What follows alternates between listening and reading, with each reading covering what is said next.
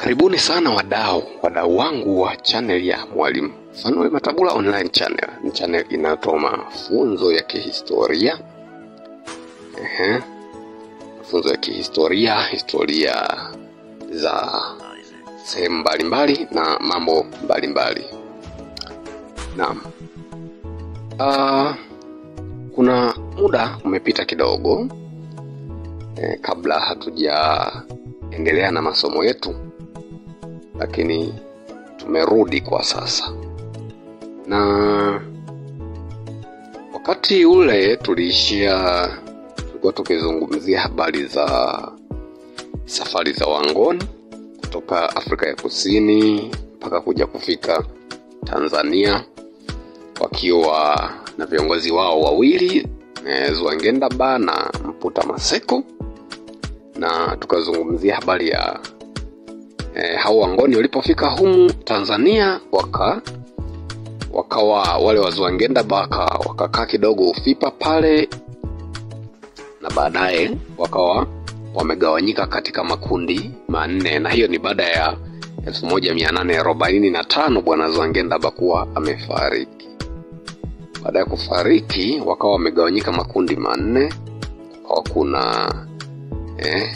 kuna Wagwangwara ambao hao ndo walikwenda moja kwa moja kukaa hadi Songea, na kukawa kuna Watuta ambao wao walikaa Runzewe hapo. Halafu kukawa kuna wengine ambao walienda nchi za Malawi na Msumbiji, ambao walikuwa kuna Wampenzane na Wasiwere. Kwa hiyo tulikuwa tukizungumzia habari za mgawanyiko huo, lakini leo tujikite kidogo katika athari. Na tunapozungumzia athari, tunazungumzia athari ziko nzuri na athari mbaya. Athari ni kama vile matokeo ya safari hizi zilisababisha nini, na matokeo haya yalikuwa katika namna mbili. Kulikuwa kuna matokeo mazuri na kulikuwa kuna matokeo mabaya ambayo hayakuwa mazuri kwa jamii, lakini yote ni matokeo ya safari hizi za wangoni kutoka Afrika ya Kusini kuja mpaka Tanzania, wengine Malawi na wengine kwenda mpaka Msumbiji.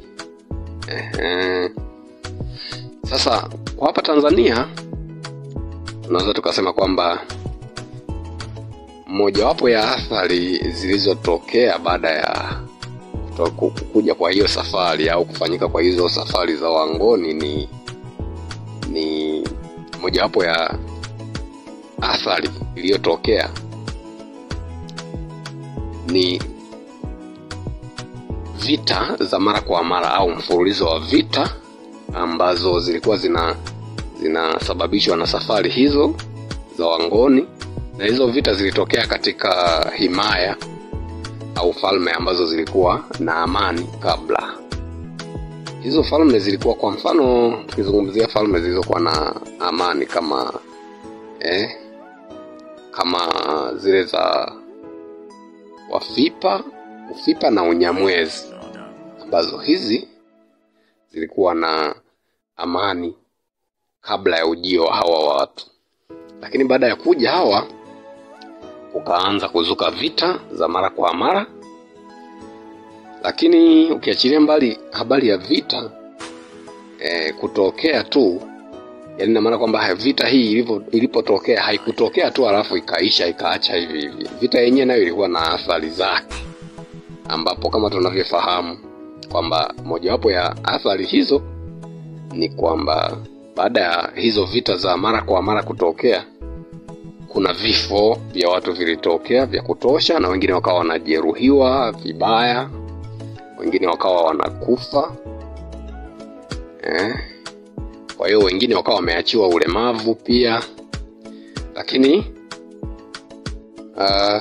ukiachilia mbali habari za vifo, pia kulikuwa kuna habari ya kuharibiwa kwa mali, kwa sababu safari za wangoni wakati wanafanya safari zao hawa, wakati wanatoka huko walikotoka, walipofika kwenye himaya mbalimbali ambazo zilikuwa zimejiimarisha tayari, wao walifika wakaanza kupigana ili kuweza kupata, wakati mwingine kupata maeneo, au wakati mwingine kupata tu njia, kwa sababu kwenye himaya ambayo imejiimarisha, kukiingia wageni ambao hawaeleweki na wana lugha isiyoeleweka na wenyeji, maana yake kiotomatiki tu wale watu walikuwa wanaanza kujipanga kwa ajili ya vita, kwa sababu walikuwa wanajua ni maadui.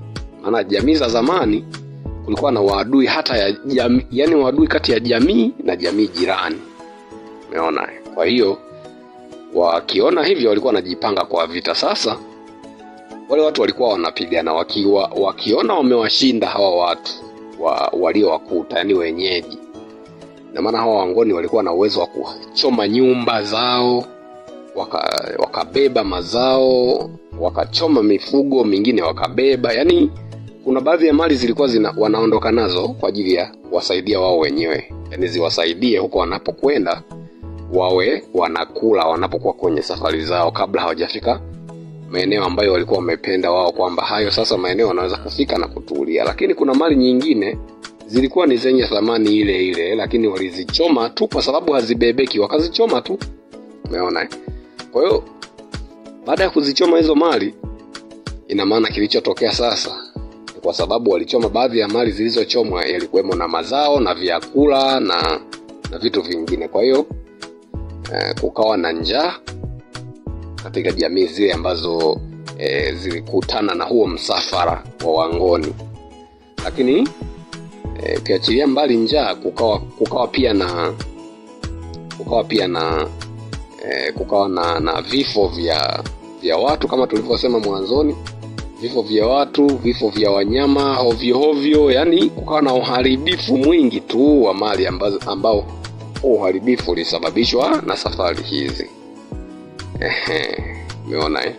Kwa hiyo hizi tunazozungumzia hapa ni athari za kijamii. Lakini licha ya athari hizo mbaya, kulikuwa kuna athari zingine ambazo zilikuwa unaweza ukasema ni kama athari nzuri, yani ni matokeo mazuri ya safari zao, kwa sababu baada ya kufika hapa, kuna baadhi ya jamii kutokana na kuchangamana walikuwa wanaweza kuwasiliana kwa lugha walizoweza kuwasiliana, kwa sababu jamii inapoingia sehemu, ina maana ili wenyeji muweze kuwaelewa, lazima wao wajifunze lugha yenu na nyinyi mjifunze lugha yao. Kwa hiyo kutokana na mawasiliano hayo kurahisishwa, ulianza kutokea ndoa ambazo watu walioana kati ya hiyo jamii na jamii za wenyeji. Kwa hiyo ina maana kama walioana, maana yake ni kwamba waliongeza watu. Waliongeza rasilimali watu kwenye jamii husika. Waliongeza rasilimali watu kwenye himaya zile walizozikuta, ambazo walifanikiwa kupenya na wakakaa mle. Lakini pia sio tu kwamba walioolewa au wote walioingia katika ndoa kati ya hawa wenyeji na Wangoni walikuwa ni watu ambao wamewasiliana na kuelewana katika mazungumzo. Kwa hiyo wakawa wameoana kawaida. Wengine waliolewa kwa sababu walikuwa ni mateka wa vita. Yani ikitokea kwa mfano Wangoni wanapita sehemu, wakawakuta wenyeji, wakafanikiwa kuwapiga, maana yake ni kwamba walikuwa na uwezo wa kuchukua mateka. Wenyewe wanasema ni kuteka nyara. Sasa katika hao mateka wanaokuwa wametekwa, wengi waliokuwa wanachukuliwa walikuwa ni wanawake, ambao hao wanawake sasa walikuwa wanakwenda kuwa wake za Wangoni huko. Kwa hiyo wanaume wa Kingoni walikuwa wanachukua kwa namna mbili. Moja ilikuwa ni maelewano ya kawaida, ambapo jamii zikishakaa zikatulia, sasa zinachangamana, watu wanaendelea na shughuli za kawaida, wanaingiliana kati ya jamii na jamii, wanahusiana, kunatokea na ndoa humo na ushirikiano mwingi tu, ukiwemo wa biashara. Lakini kiachilia mbali hapo, kuna wengine waliolewa kwa sababu walikuwa ni mateka wa vita. Kwa hiyo wanaume wa Kingoni wakawa wanajitwalia warembo tu, kwa sababu ni mateka wa vita, wanawachukua wanawaweka katika himaya zao, katika familia zao.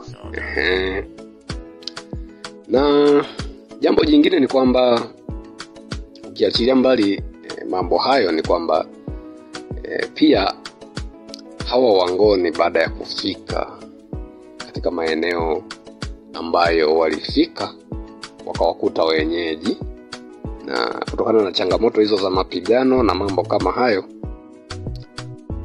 kuna baadhi ya wenyeji ambao kimsingi walilazimika kuhama kutoka eneo moja kwenda jingine ili kupisha ile zahama ya safari zile za hawa watu. Na ukizingatia kwamba wao walikuwa wanatafuta maeneo, kwa hiyo hilo eneo ambao walikuwa wamefikia, kama wenyeji wake ni dhaifu, ni jamii yenye uongozi dhaifu na hawakuwa watu wa silaha na vita, hao wenyeji manake walilazimika kuhama. Kwa mfano, kuna kabila moja wanaitwa Wandendeule. Hawa wako humu Tanzania. Hawa Wandendeule origin yao, yani eneo lao halisi ambapo walikuwa ni eneo mama, ilikuwa ni Songea ya sasa. Songea ya sasa ndio walikuwa wanakaa pale. Lakini sasa hawa Wandendeule, kutokana na changamoto za uvamizi huu wa hawa wageni waliokuja kutokana na safari zao huko, ambao walikuwa ni Wangoni, hawa watu walilazimika kuhama kutoka Songea wakaenda Namtumbo ili kwenda kuanzisha makazi mapya. Hivyo hivyo hata Malawi napo kulitokea changamoto hiyo hiyo, kwamba baada ya Wangoni waliofanikiwa kufika kule, waliwahamisha wa Malawi kutoka sehemu za magharibi mwa Ziwa Nyasa wakahamia mashariki, kwa sababu ya kuepuka hiyo changamoto ya vita na mivurugano na vitu kama hivyo, kwa sababu hizo jamii zilizokuwa zinahama zilikuwa ni dhaifu. Hawa waliohama upande wa Tanzania walikuwa ni Wandendeule, lakini wale waliohama kule Malawi walikuwa ni kabila la Amang'anja, ambao hawa wa Amang'anja walikuwa wanaishi eneo lao mama original, yani eneo lao ambapo walizaliwa na eneo ambalo walikuwa wanaishi tangu kale, yani eneo la asili la hao watu ilikuwa ni magharibi mwa Ziwa Nyasa. Lakini baada ya ujio wa hawa Wangoni ikabidi hawa watu wahamie mashariki, maeneo ya mashariki mwa Ziwa Nyasa, kwa sababu ya kupisha zahama na mambo mengine. Kwa sababu mkijijua kwamba ni jamii dhaifu, mnajiongeza tu, mnahama, mnaondoka kutoka sehemu moja kwenda nyingine ili muwapishe hao watu, kwa sababu unakuta kwamba kuna changamoto ya watu wanaogopa kupoteza mali, kupoteza rasilimali watu na vitu kama hivyo, kwa sababu jamii dhaifu inajijua yenyewe kwamba hii jamii ni ya vita au sio ya vita. Kuna jamii nyingine hazikuwa ni jamii za vita sana, hawakuwa wazoefu. Kwa hiyo hawa walilazimika kuhama. Lakini hizi zilikuwa ni athari za kijamii. Lakini kuna athari pia za kisiasa. Ukisema kisiasa, tunazungumzia siasa ya kale, ambapo uongozi wa siasa za kale ilikuwa ni mambo ya himaya na falme. Hakukuwa na nchi kama taifa hivi kwa Afrika. Na kwa miaka hii tunayoizungumzia au tunayosimulia historia yake, kipindi hiki ambacho tunakisimulia katika hii historia, hapakuwa na nchi kwa maeneo yetu sisi ya Afrika. Ndio maana huko nyuma katika masomo ya utawala kabla ya ukoloni,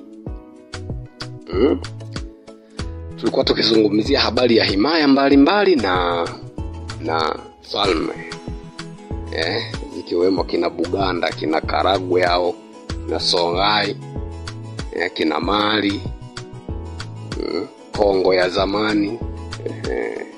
Unaona? Kwa hiyo zile hazikuwa ni nchi, ilikuwa tu ni himaya na falme ambazo zilikuwa zikijiimarisha kwa ajili ya ulinzi. Wanakuwa na kiongozi mmoja ili kuweza kuimarisha ulinzi na kushirikiana pia katika mambo yao. Kwa hiyo sasa tunaposema kwamba safari za Wangoni zilikuwa na athari pia za kisiasa, siasa tunayozungumzia ni ya kipindi hicho, uongozi huo. ambao huo uongozi ulikuwa ni uongozi wa falme na himaya, na uongozi mwingine walikuwepo wakina mtemi hao, walikuwepo machifu. Huo ndio ulikuwa uongozi wa wakati huo. Sasa hizo ndizo athari za kisiasa ambazo zinazungumziwa hapa. Napo katika hizi athari za kisiasa kulikuwa kuna matokeo au athari nzuri na mbaya pia. Na tukizungumzia kwa habari ya kisiasa, jambo la kwanza lililotokea baada ya safari hizo na misafara hiyo ya Wangoni ni kwamba kulikuwa kuna kuimarika kwa baadhi ya himaya au dola za kale, falme zilizokuwepo katika maeneo ya Afrika, hasa Afrika ya Kati na Afrika Mashariki. Na miongoni mwa himaya hizi au tawala hizi ambazo walijiimarisha walikuwa ni pamoja na Wanyamwezi, Wahehe, Wasangu na Wakimbu. Hawa watu waliamua kujiimarisha kwa ajili ya kupinga au tuseme kwa ajili ya kujiandaa na mapambano. Mapambano hayo yalikuwa yanalenga kupinga yale mambo yaliyokuwa yanafanywa na hawa waliokuwa wageni ambao walikuwa ni Wangoni, walikuwa katika safari zao. Kwa hiyo tawala yoyote ambayo haikuwa inaridhika au haikuwa inakubaliana na hawa Wangoni, ujio wao, utawala wao na mambo waliokuwa wanayafanya, tawala hii iliamua kujiimarisha ili iweze kupigana nao. Na kitu walichokifanya ni kitu kimoja tu. Kwa mfano kama hawa Wahehe, Wasangu, Wakimbu na Wahehe, Wasangu, Wakimbu na Wanyamwezi, wao walichofanya ni kuchukua zile mbinu za kivita ambazo walikuwa wanazitumia Wangoni. Kwa hiyo walichukua mbinu mpya ambazo kimsingi zilikuwa ni mpya katika himaya na tawala zao, lakini hizo ziliwasaidia kuweza kufanyaje, kupigana na wenyewe. Wakichanganya, ina maana mbinu zao walizokuwa nazo wakawa wanachanganya na mbinu za Wangoni jinsi walivyoona wakipigana. Basi kutokana na hali hiyo waliweza angalau kujikinga ili wasiweze kudhurika. Ndio maana tunaona kwa mfano kama Wahehe ndio maana tunaona walikuwa bado imara mpaka nyakati za akina Mkwawa wanavyo kwaruzana na Wajerumani. Zilikuwa bado ni tawala imara ambazo zilikuwa zinafanya vizuri katika maeneo haya. Walikosa tu silaha nzuri, japo walifanya vizuri kwa namna yao, kwa sababu kwa kipindi hicho na kwa silaha zilizokuwepo, kile walichokifanya kilikuwa kinaonekana. Kuna historia imeandikwa ya kuuliwa kwa kamanda wa Kijerumani. Nadhani hizi ni mada ambazo zitakuja mbeleni. Aliuliwa kamanda wa Kijerumani Bwana Emil von Zelewski, ambaye aliuliwa na vikosi vya Bwana Mkwawa. Kwa hiyo hawa watu walijiimarisha ili kuweza kupambana na ujio wa hawa watu waliokuwa wakisafiri, kufanya misafara ambao walikuwa ni Wangoni, wakitoka Afrika ya Kusini wakisambaa hasa maeneo ya Afrika ya Kati na Afrika Mashariki. Lakini jambo jingine ni kwamba hawa licha kwamba kuna baadhi ya baadhi ya tawala walijiimarisha ili kuweza kupingana na hawa watu, lakini kuna baadhi ya tawala pia zilianguka. Kuna himaya nyingine zilianguka kwa sababu ya changamoto za ujio wa Wangoni. Na tawala hizi, mojawapo ya utawala ambao ulianguka ni utawala wa Zimbabwe. Utawala wa Lozwi chini ya kiongozi Mwene Mutapa ulianguka kwa sababu hawa watu katika safari zao walipokuwa wanapita katika maeneo ya Afrika Mashariki na Afrika ya Kati, katika njia zao walikuwa wanaharibu kila wanachokutana nacho, kama tulivyosema huko mwanzo. Vingine walikuwa wanabeba kwa ajili ya kuwasaidia kwa chakula katika safari zao, lakini vingine walikuwa wanachoma moto tu, wanaacha hapo. Kwa mfano, kuna nyumba zilichomwa moto kama kipindi hicho wa Afrika tunavyojua kwamba nyumba tulizokuwa tunajenga kipindi hicho, kabla ya ujio wa Arabu kuja kutuelekeza au kutoa elimu kuhusu nyumba za mawe, walikuwa wanajenga watu nyumba ni za miti halafu zina nyasi. Wenyewe Waswahili wa mtaani wanaita nyumba za tembe. Sasa hizo nyumba zilikuwa ni rahisi kuchomwa. Kwa hiyo hawa watu walipokuwa wakisafiri kutoka maeneo yao kuja Afrika ya Kati na Afrika Mashariki, waliharibu karibu kila kitu walichokutana nacho. Wao walikuwa wanaharibu tu.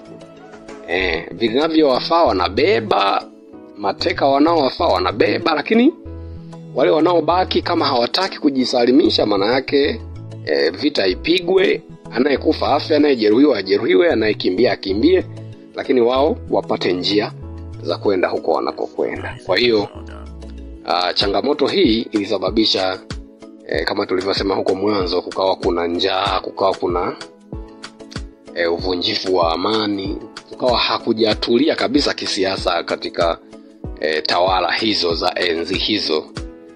Kwa hiyo kwa mantiki hiyo, ina maana huo utawala wa Rozwi ambao ulikuwa chini ya Mwene Mutapa huko Zimbabwe ukawa umeanguka. Kwa hiyo miongoni mwa sababu za utawala huo kuanguka pia ni hii.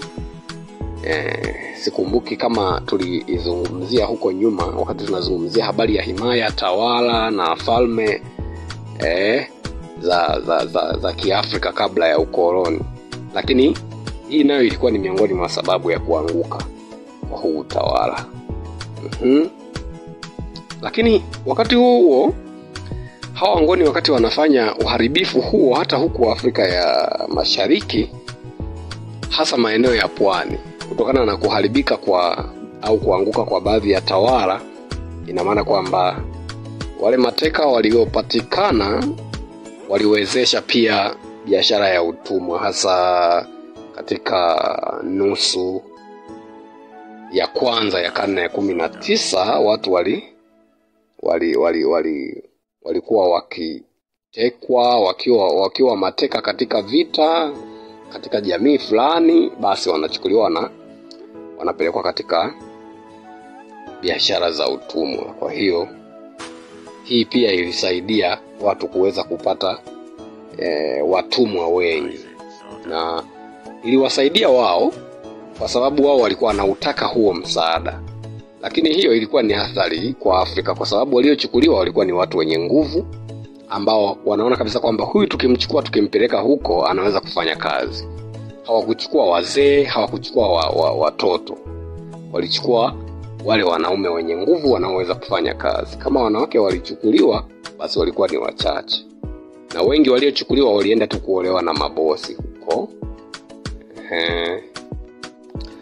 Basi baada ya hizo za kisiasa kulikuwa na za kiuchumi pia, lakini hapa tutazungumzia jambo moja muhimu, kwamba katika safari zao hawa Wangoni, tukirejelea huko nyuma kwamba walikuwa wanaharibu vitu. Kwa hiyo kwa mantiki hii ina maana walisababisha kuanguka kwa sekta ya kilimo katika jamii zile zilizokuwa zikiishi ambazo walikuwa ni wenyeji. Kilimo kilianguka kwa sababu walikuwa watu wako bize, hawakuwa na muda wa kutulia kuzalisha. Kwa hiyo walikuwa muda mwingi wanautumia sana kuweza kujificha ili kuweza kuepuka utawala, sio utawala, hawa wageni au misafara ya Wangoni iliyokuwa ikipita. Lakini kiachilia mbali habari ya kujificha, pia kuna vijana wengine ambao walikuwa ni vijana kabisa wenye nguvu, walikuwa wanalazimishwa kwenda kujiunga na majeshi ya Wangoni, ambao yamkini hawakuwa Wangoni, lakini ilibidi tu kujisalimisha, kwa sababu ukishatekwa ukubali.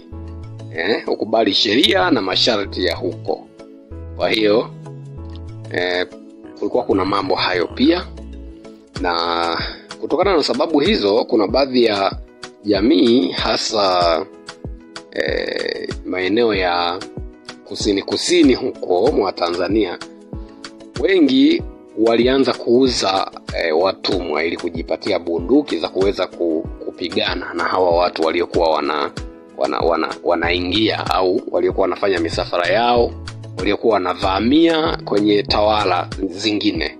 Kwa hiyo unaweza kaona kwamba kutokana na habari ya kuuza hao watumwa, ina maana kwamba waliuzwa watu wenye nguvu, waliuzwa watu ambao wangefaa kwa vita, wakawa wanauzwa. Na pia hata na Wangoni nao walikuwa baadhi ya mateka wanawaweka katika majeshi yao, lakini baadhi ya mateka walikuwa wanawaweka kama akiba, ili wale wafanyabiashara walikuwa wanafanya biashara za utumwa wakija wanawauzia. Wanawauzia ili na wao waweze kupata nguvu. Umeona? Kwa hiyo kulikuwa kuna changamoto hiyo, lakini pia walisababisha changamoto ya kuanguka kwa ile biashara ya masafa marefu, wanaita long distance trade. Zile njia zake zilibidi zibadilike kabisa kutokana na changamoto ya kuogopa ujio wa hawa watu. Ilibidi zibadilike hizi njia na waanze kutafuta njia mpya za kuweza kupita kwa ajili ya kufanya biashara. Hizi biashara za masafa marefu zilikuwa ni biashara za jamii moja kutoka watu wanabeba biashara zao kutoka sehemu walipo, wanapeleka maeneo mengine kwa ajili ya kuuza. Kwa hiyo hawa watu walibidi wabadilishe njia, au iliwalazimu kubadilisha njia na kupita njia nyingine ambazo wakati mwingine zilikuwa hazijazoeleka. Kwa hiyo kutokana na changamoto hiyo, kukawa kuna changamoto, yani kukawa kuna shida kwenye hizo biashara za namna hiyo. Kwa hiyo safari za hawa watu zilikuwa na matokeo mazuri, lakini pia zilikuwa na matokeo mabaya. Na haya matokeo mabaya yalikuwa kwa sababu wakati huo, ili uweze kuwa jamii imara ambayo inajiweza, ilikuwa ni lazima uwe mtaalamu wa vita. Vinginevyo ilikuwa ni ngumu sana kuweza kuishi katika jamii zenye nguvu. Kwa hiyo kwa nadharia hiyo, ina maana kwamba wao nao iliwabidi, kwa sababu kule walikuwa wameshakutana na changamoto kule walikotoka. Kwa hiyo ikabidi huku walipokuja napo wajiimarishe ili sasa waweze kupata maeneo salama. Na nafikiri mbinu yao ilifanikiwa kwa sababu waliweza kupata maeneo walioyatarajia, walio wengi walipata, lakini japo kuna baadhi yao walikutana na changamoto. Kwa mfano lile kundi lililokuwa linaongozwa na Mputa Maseko walikutana na changamoto ya wenzao waliokwenda huko Songea. Wale kama tulivyosema makundi Zwangeda baada ya kufariki kuligawanyika makundi 4. Sasa miongoni mwa makundi hayo yaliyogawanyika kulikuwa kuna kundi la Gwangwara ambalo ndio kundi kubwa lililo kwenda Songea, ambapo ndio mpaka leo Wangoni wa Songea hao wanatokana na kundi hilo walio wengi. Sasa wale waliokuwa wanaongozwa na Bwana Mputa Maseko walikutana na changamoto pia ya kupigwa na Wangoni wenzao pale Songea. Kwa hiyo wakawa wamelazimika kuondoka na kwenda nchi nyingine, wakasambaa Malawi huko na Msumbiji.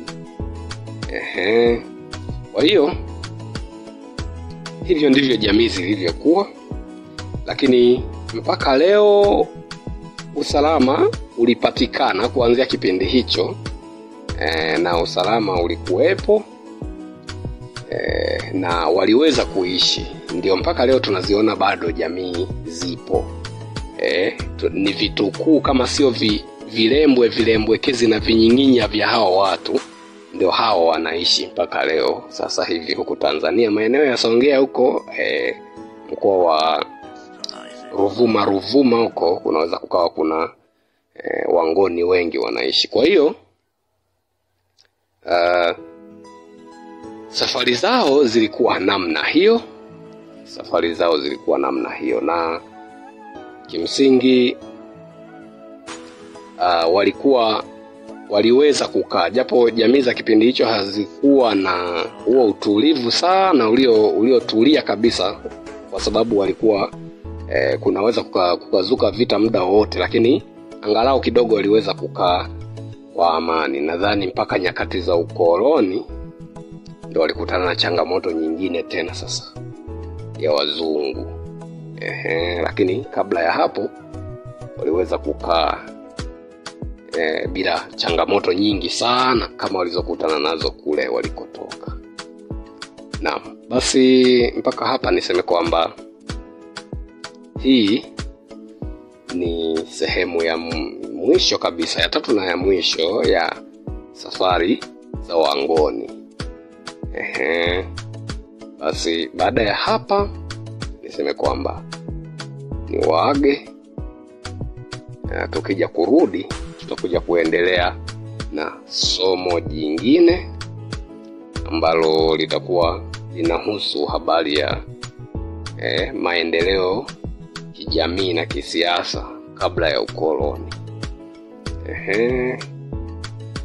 Haya masomo ni kama vile yanaweza kufanana kidogo na lile la utawala, historia ya utawala kabla ya ukoloni, lakini yatatofautiana kidogo kwa sababu hapa ni maendeleo ya kijamii na kisiasa. Tunaangalia maendeleo, hatuangalii tawala mbalimbali zilizokuwepo.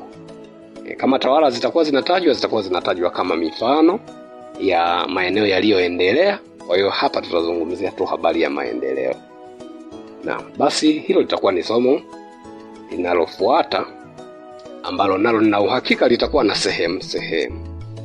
Basi baada ya kusema hayo niseme tu kwamba niwatakie wakati mwema, niwatakie ujifunzaji mwema na utafutaji mwema wa maarifa zaidi. Alamsiki. It's the Isaac Soda.